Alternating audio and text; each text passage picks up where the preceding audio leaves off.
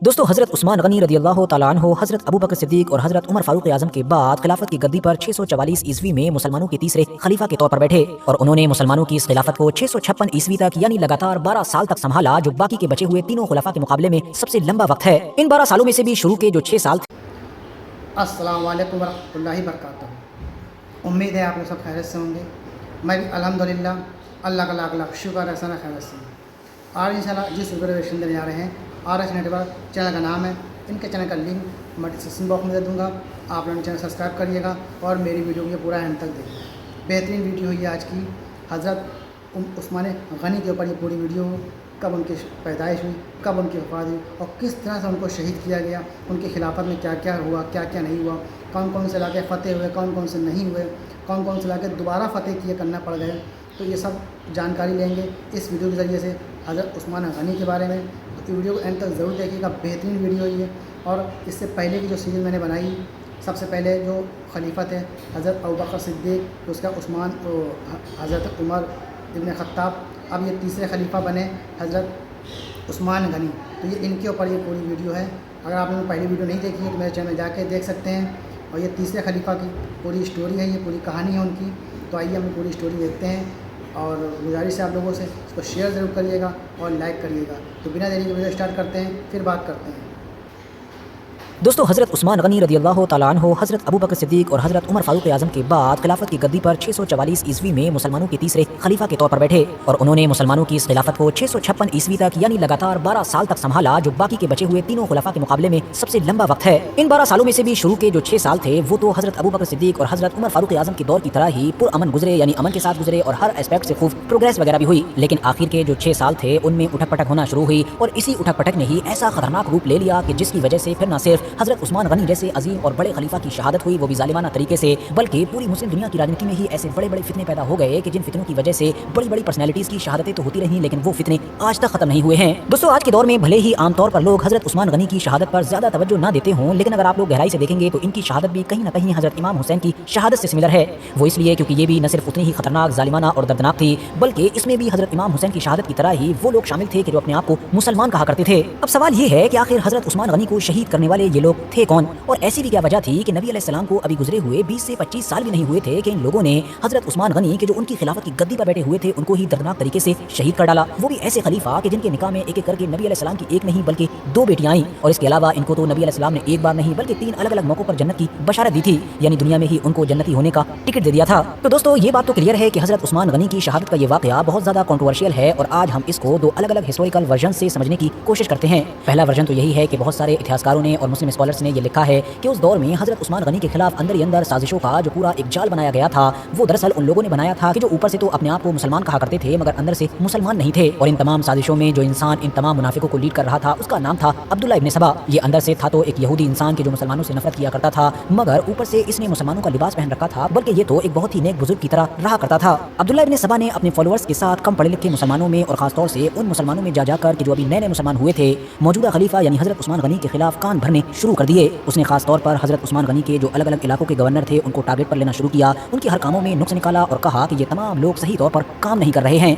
अब्दुल्ला इब्न सबा की तरफ से कूफा, बसरा और मिस्र जैसे सभी इलाकों में साजिश का जाल बिछा दिया गया और ये जाल इतनी सफाई से बिछाया गया था कि आप मुसलमान तो आप मुसलमान, बल्कि जो बहुत बहुत मशहूर नाम थे वो भी शक व शुबा का शिकार हो गए। और ऐसे लोगों का ही बेचैन होना था कि इस बेचैनी की आग फौरन खिलाफत के सेंटर यानी कि मदीने तक भी पहुंच गई। अब्दुल्ला इब्न सबा और उसके फॉलोअर्स की तरफ से उस दौर में हजरत उस्मान गनी के ऊपर जो कुछ बड़े बड़े इल्जाम लगाए गए थे उनमें से पहला तो यही था कि इन्होंने अपने खानदान वालों को या फिर अपने रिश्तेदारों को खुश करने के लिए हुकूमत के बड़े बड़े पदों पर बैठा रखा है और स्पेशली जो गवर्नर्स की पोस्ट हैं उन पर बैठा रखा है। इसके अलावा ये बैतुल माल से यानी कि हुकूमत के खजाने से बड़ी बड़ी रकम से ऐसे लोगों को नवाज रहे हैं कि जो उसके हकदार नहीं हैं लेकिन सिर्फ उनके रिश्तेदार हैं इसलिए नवाज रहे हैं। इसके अलावा एक ये भी इल्जाम लगाया कि तराबलुस की जंग से मिलने वाले माल गनीमत का 5वां हिस्सा बैतुल माल में जाना चाहिए था, लेकिन हजरत उस्मान गनी ने उसको मिस्र के गवर्नर अब्दुल्ला इब्न साद को दे दिया। हजरत उस्मान गनी तक जब ये शिकायतें पहुंची तो उन्होंने इसका जवाब भी दिया और उन्होंने कहा कि ये जो बड़े बड़े ओहदों पर बनु उमैया के खानदान के लोग नजर आ रहे हैं इनको मैंने अपने खानदान के या अपने रिश्तेदार होने की वजह से नहीं बैठाया بٹھایا ہے बल्कि इनकी काबिलियत को देखकर बैठाया है। और इसके अलावा हाँ, मैं अपने खानदान वालों से मोहब्बत करता हूँ, लेकिन उनकी मोहब्बत में जालिम नहीं बन सकता, बल्कि उनका सिर्फ वही हक देता हूँ कि जो वाजिब है, और उनको जो देता हूँ तो वो बैतुल माल से नहीं बल्कि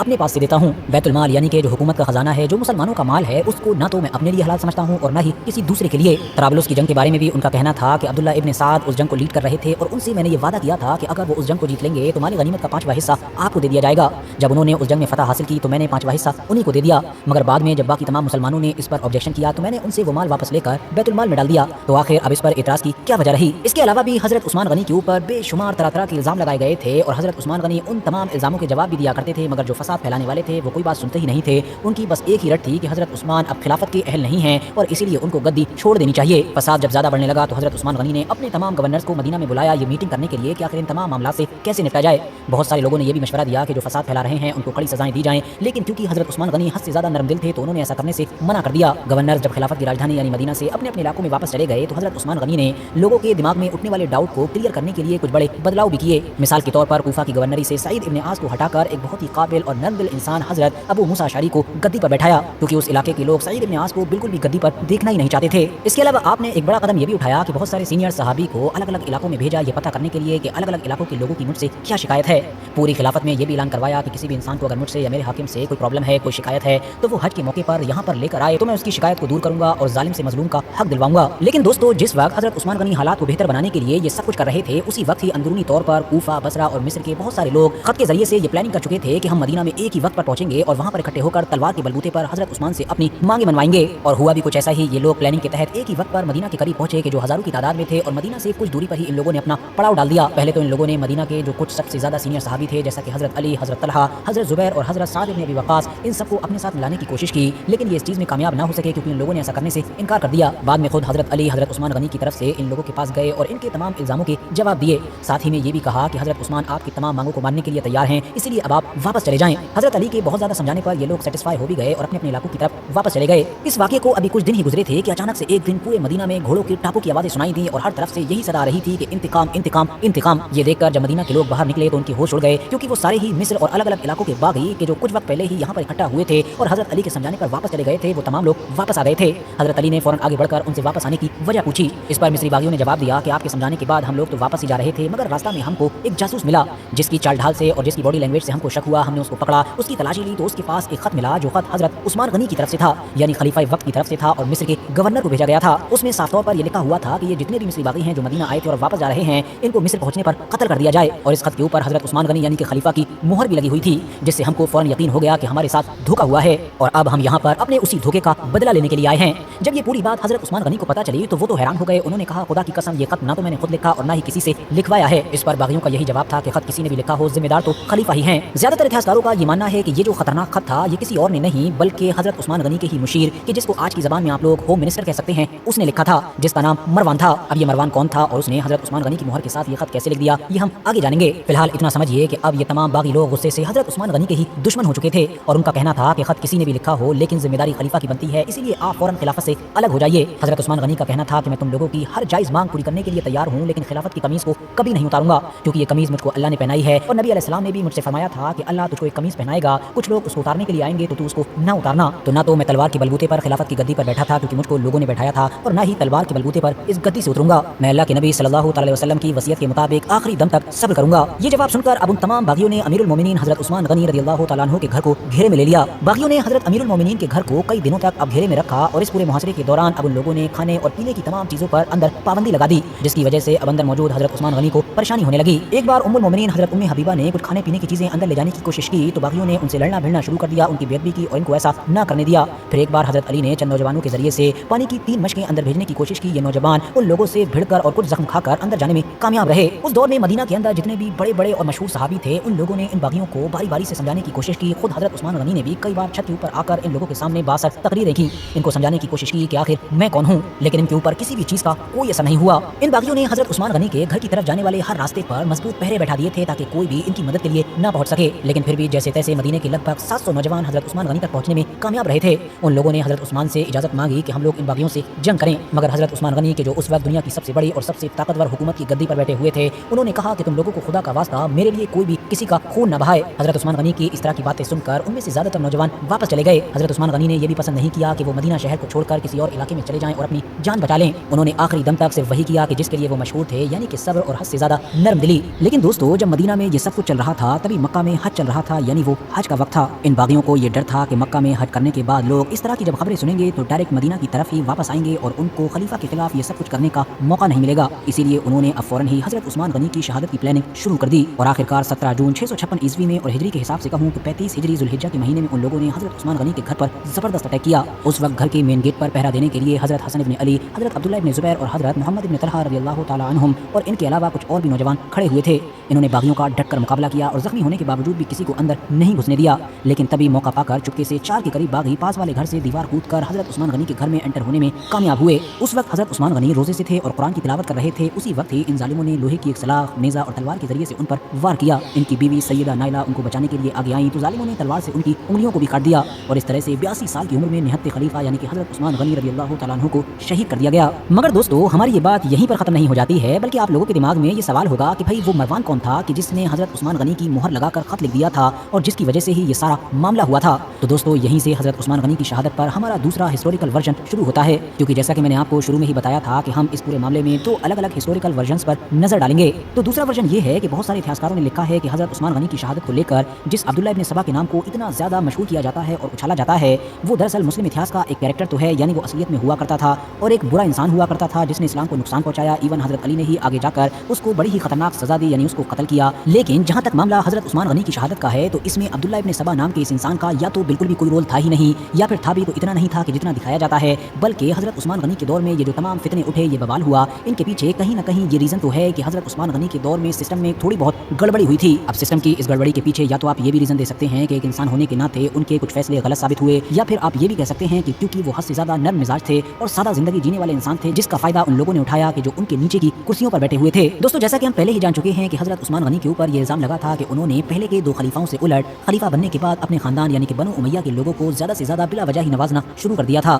ان کو بڑے بڑے عہدے دیے تھے۔ جو لوگ بھی حضرت عثمان غنی کے اوپر یہ الزام لگایا کرتے تھے، ظاہر ہے ان کا نشانہ سیدھے طور پر کوفہ پر ہوتا تھا کہ جہاں پر سعد ابن ابی وقاص جیسے سینئر صحابی کو ہٹا کر اسلاف ابن عتبہ کو بٹھایا گیا، جبکہ مصر میں عمر بن عاص کو ہٹا کر ایک ایسے انسان کو گدی پر بٹھایا گیا کہ جو رشتے میں حضرت عثمان غنی کے دودھ شریک بھائی ہوا کرتے تھے۔ شام کے جو گورنر تھے یعنی کہ حضرت امیر معاویہ، وہ تو ویسے پہلے سے ہی وہاں کے گورنر تھے، یعنی کہ حضرت عمر فاروق اعظم کے دور سے ہی، لیکن حضرت عثمان غنی کے دور میں ان کو شام کے ساتھ ساتھ عراق وغیرہ کا بھی ایک بڑا علاقہ دے دیا گیا تھا۔ اور عراق کے علاقے میں تو حد ہی ہو گئی، کیونکہ اس ولید کو امیر بنا دیا گیا کہ جس نے ایک بار شراب پی کر فجر کی نماز تک پڑھا دی، جس کی وجہ سے اب عراق کے علاقے میں حضرت عثمان غنی کے خلاف بغاوت اٹھنے لگی، جس میں ایون خود صحابہ کی اولادیں تک شامل تھیں۔ مگر دوستو، ان تمام چیزوں میں جو غلطی تھی وہ حضرت عثمان غنی کی نہیں تھی، بلکہ قصور اسی مروان کا تھا کہ جس کا ذکر ہم پہلے ہی کر چکے ہیں، اور جو حضرت عثمان غنی کا پرسنل سیکریٹری ہوا کرتا تھا۔ یہ وہی مروان تھا کہ جس کو اس کے والد کے ساتھ کسی دور میں نبی علیہ السلام نے مدینہ سے باہر نکال دیا تھا، کیونکہ وہ نبی علیہ السلام کی مذاق اڑایا کرتا تھا۔ لیکن حضرت عثمان غنی کے دور میں اس کی نہ صرف مدینہ میں واپسی ہوئی، بلکہ یہ تو ان کا پرسنل سیکریٹری بن گیا، یعنی کہ ہوم منسٹر۔ مروان اور اس کے تمام ساتھیوں نے حضرت عثمان غنی کے چاروں طرف ایک حلقہ بنایا ہوا تھا، یعنی کسی بھی ملک سے آنے والے کسی بھی فریادی کو ان تک پہنچنے ہی نہیں دیتے تھے۔ زیادہ تر چیزوں سے ان کو بے خبر رکھا جاتا، ایون اگر ان کے لیے کوئی خط آتا تو وہ بھی ان تک پہنچ ہی نہیں پاتا۔ زیادہ تر جو شکایت وغیرہ کے خط آتے تھے ان کا تو کوئی اوٹ پٹانگ جواب یہ خود مروان لکھ کر ہی مہر لگا کر واپس بھیج دیتا تھا، جس کو دیکھ کر پھر عام لوگوں کا غصہ اور بڑھ جاتا تھا۔ کیونکہ یہ پرسنل سیکریٹری تھا، یعنی کہ ہوم منسٹر تھا، تو ظاہر ہے حضرت عثمان غنی کی جو مہر تھی وہ بھی اس کے پاس رہا کرتی تھی۔ ویسے تو بہت سارے الگ الگ علاقوں میں بہت سارے لوگ بڑی بڑی پوزیشن پر بیٹھے ہوئے بنو امیہ کے لوگوں سے، سرداروں سے پریشان تھے، لیکن یہ پورا ماجرا اس وقت کھلا کہ جب عراق میں ولید والا میٹر ہوا، یعنی ولید نے شراب پی کر فجر کی نماز پڑھا دی۔ اس کے بعد ایک شخص عراق کے لوگوں کی شکایت لے کر مدینہ خلیفہ وقت کے پاس پہنچا، لیکن دستور کے مطابق اس کو بھی حضرت عثمان غنی سے دور رکھنے کی کوشش کی گئی۔ لیکن نبی علیہ السلام کی پیاری بیوی یعنی کہ حضرت عائشہ صدیقہ رضی اللہ تعالیٰ عنہا تک جب یہ بات پہنچی تو وہ فوراً حضرت عثمان غنی کے پاس پہنچی اور انہوں نے نبی علیہ السلام کی جو نالین مبارک تھیں، یعنی کہ چپلیں، ان کو ہوا میں لہرا کر فرمایا کہ ابھی تک تو نبی علیہ السلام کی یہ نالین مبارک بھی پرانی نہیں ہوئی ہے کہ اس سے پہلے ہی اسلام کا نقشہ بدل دیا گیا، اسلام کے نظام کو برباد کر دیا گیا، آپ کو بنو امیہ نے پوری طریقے سے بے خبر رکھا ہے۔ یہ سن کر اب حضرت عثمان غنی پورے معاملے سے باخبر ہوئے، انہوں نے فوراً غصے میں ولید کو بلوا کر اس کو کوڑے لگوائے، لیکن ظاہر ہے اب تک تو کافی دیر ہو چکی تھی، کیونکہ بہت سارے علاقوں میں مسلمانوں کے بیچ حضرت عثمان کو لے کر وہ وروध شروع ہو چکا تھا کہ جس کے بارے میں ہم پہلے بات کر چکے ہیں۔ لیکن یاد رہے کہ یہ صرف وروध ہی تھا، یعنی کہ نا اتفاقی تھی، نہ کہ بغاوت وغیرہ۔ لیکن بعد میں اسی وروध کا ہی فائدہ اٹھایا ان منافقوں نے، ان غداروں نے کہ جو پہلے سے ہی تاک لگائے بیٹھے تھے۔ اس وروध کو پہلے بغاوت میں بدلا گیا اور بغاوت کے بعد پھر بات شہادت تک پہنچ گئی۔ ظاہر ہے کوئی سچا پکا مسلمان تو خلیفہ وقت اور پھر حضرت عثمان غنی جیسی शख्सियत के कत्ल के बारे में तो सोच भी नहीं सकता था, लेकिन ऐसा सब कुछ हुआ क्योंकि मुनाफिक इन तमाम चीज़ों में शामिल हो चुके थे। रहा सवाल अब हज़रत उस्मान गनी के दौर खिलाफत का, यानी इनका दौर कैसा रहा, तो पहले के दोनों खुलफा की तरह इनके दौर में भी बहुत सारे इलाके फतह हुए। इनके दौर में फतह होने वाले इलाके दो तरह के थे। पहले वो कि जिनको दोबारा फतह किया गया, जबकि दूसरे वो कि जिनको पहली बार फतह किया गया। बहुत सारे इलाकों को दोबारा फतह इसलिए करना पड़ा था कि क्योंकि इन इलाकों में जब इस बात की खबर पहुंची कि हज़रत उमर फारूक आज़म जैसे इंसान की वफात हो चुकी है, तो इन लोगों ने मौका जाना और इन्होंने सोचा कि अब कोई भी नया खलीफा होगा वो जाहिर है हज़रत उमर फारूक आज़म से तो नर्म ही होगा, क्योंकि हज़रत उमर फारूक आज़म का जो रौब, जो दबदबा और जो डर था वो पूरी दुनिया में मशहूर था। इसीलिए इन्होंने सोचा कि मौका अच्छा है, बगावत कर दी जाए। लेकिन इस तरह के सारे इलाकों को ही दोबारा फतह किया गया था। साथ ही साथ जिन नए इलाकों को फतह किया गया उसमें ईरान के बहुत सारे इलाके थे जो हज़रत उमर फारूक आज़म के दौर में फतह नहीं हो सके थे। इसके अलावा कुछ नॉर्थ अफ्रीका के इलाके थे, ऊपर अज़रबैजान और अर्मीनिया की तरफ के इलाके थे, और इसके अलावा खास तौर से वो टापू भी शामिल था कि जो आज के दौर में साइप्रस के नाम से जाना जाता है। मतलब वही साइप्रस के जो मेडिटेरियन सी में फिलिस्तीन और टर्की के बीच में मौजूद है और जिसके आधे हिस्से पर टर्की का कंट्रोल है। हज़रत उस्मान गनी के दौर में ही पहली बार मुसलमानों ने अपनी जल सेना बनाई, यानी कि बहरी बेड़ा तैयार किया, और न सिर्फ तैयार किया बल्कि साइप्रस जैसे इलाके को फतह किया, और इसके अलावा भी एक बड़ी जंग में रोमन एम्पायर जैसी बड़ी ताकत को शिकस्त दी, जिसकी वजह से अब वो लंबे वक्त तक ये हिम्मत नहीं कर सके कि समुद्र के जरिए से मुसलमानों पर अटैक किया जाए। फिलहाल ये तो थी तीसरे खलीफा हज़रत उस्मान गनी की पूरी जिंदगी। अब खिलाफत सीरीज की अपनी अगली वीडियो में हम नजर डालेंगे चौथे खलीफा यानी कि हज़रत अली शेर खुदा पर, और जानेंगे कि आखिर हज़रत उस्मान गनी की शहादत के बाद ऐसा भी क्या हुआ कि फर्स्ट मुस्लिम सिविल वॉर हो गई, यानी कि गृह युद्ध, और फिर सिफीन और जमल जैसी जंगें देखने को मिली कि जिसमें एक तरफ तो हज़रत अली शेर खुदा थे, जबकि दूसरी तरफ नबी अलैहिस्सलाम की वाइफ हज़रत आयशा सिद्दीक़ा या फिर एक दूसरे सहाबी हज़रत अमीर मुआविया थे। क्यों चारों खुलफा में सबसे मुश्किल भरा दौर हज़रत अली का ही माना जाता है। सारे ही सवालों के जवाब जानेंगे। तो दोस्तों, ये था हमारा रिएक्शन हज़रत उस्मान गनी के बारे में। पूरी वीडियो पूरी तफसील से बताई गई। इसमें कब से उनकी वफ़ात हुई, किस तरह उनको बेदर्दी से शहीद किया गया, उनके जब वो हुकूमत उन्होंने संभाला था तीसरे खलीफा में, कितनी जद्दोजहद से, कितनी मुश्किलों से, कितनी तकलीफ़ों के साथ आगे लेके बढ़े थे, लेकिन उनको कुछ लोगों ने शहीद कर दिया। तो ये रिएक्शन हमारा उन्हीं के ऊपर था। अब इंशाल्लाह आगे जो वीडियो आएगी हज़रत अली रज़ियल्लाहु अन्हु होगी, तो उसके लिए थोड़ा सा इंतज़ार करेंगे। इंशाल्लाह मैं चाहता हूँ जैसे हज़रत अली की वीडियो अपलोड करेंगे इंशाल्लाह। ये चारों खलीफा की वीडियो थी ये। तो बाकी के जो हज़रत अबू बकर सिद्दीक़, हज़रत उमर, उनकी जो वीडियो मेरे चैनल पड़ी होगी, आपने ना देखा हो तो उसको फ़ौरन जाके देख लें। और ये हज़रत उस्मान गनी के ऊपर थी पूरी वीडियो। उम्मीद है वीडियो आपको अच्छी लगी होगी। अच्छी लगी है तो उसको शेयर करिएगा और लाइक करिएगा। फिर मिलेंगे इंशाल्लाह नेक्स्ट वीडियो में। तब तक के लिए अस्सलामु अलैकुम व रहमतुल्लाहि व बरकातहू।